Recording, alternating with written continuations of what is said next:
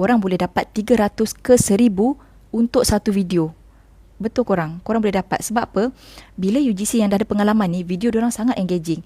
Bila klien kita run diorang punya ads, guna kita punya video ataupun dia letak dekat diorang punya page, engagement sangat tinggi untuk kita punya video sahaja. Relatable dengan diorang punya audience.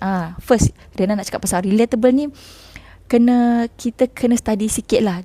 Bila kita dapat satu barang UGC, kalau korang ni memang banyak masa terluang atau korang memang nak cari duit, UGC ialah pekerjaan online yang sangat senang buat duit. Buat sekarang compare dengan affiliate.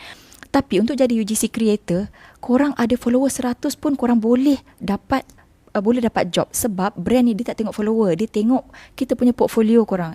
Okay, pasal kamera mahal ataupun phone, macam Rena cakap tadi lah, Rena guna phone saja. Phone untuk shoot, guna phone untuk editing, guna phone untuk submit. Sebab sangat senang dan laju lah kita punya kerja tu.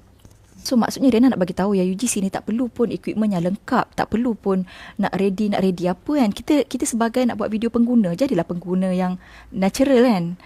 Tak perlu pun kita nak bagai-bagai barang-barang. Kalau kita nak sempurna, nak penuh kita punya equipment tu, nescaya korang tak akan buat. Percayalah. Okay, lepas tu, yang paling penting korang kena ada basic editing skill. Sebab bila kita dah buat video UGC, kita takkan bagi raw.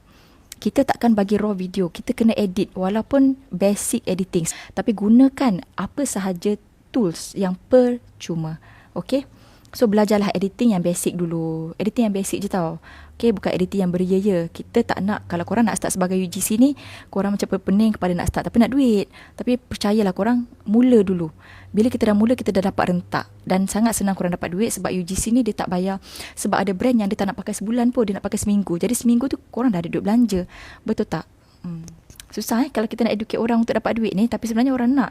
Orang mengejar-ngejar affiliate ni. Rena tengok, Rena pun sama, Rena pun buat affiliate juga. Tetapi Rena nampak UGC ni sangat senang buat duit compare dengan affiliate. Affiliate boleh, tapi dia membina. Kita membina follower, kita membina konten kita. Kita punya konten kena menarik. Kalau konten kita random, pun susah juga kita nak di-approve untuk jadi affiliate.